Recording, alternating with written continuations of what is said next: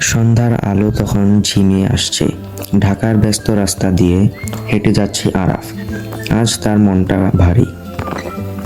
Office থেকে বাড়ি ফেরার পথে হঠাৎ করেই ফুটপাতের পাশে এক পুরনো বইয়ের দোকানে তার চোখ আটকে যায়। পুরনো বইয়ের স্তূপে হাত বুলিয়ে যখন একটা বই তুলে নেয়, তার ভেতর থেকে বেরিয়ে আসে একটা চিঠি। চিঠির খামে লেখা ছিল অজানা প্রিয়তমার উদ্দেশ্যে। কৌতূহল চেপে রাখতে না পেরে আরাফ চিঠিটা খুললে পড়ে।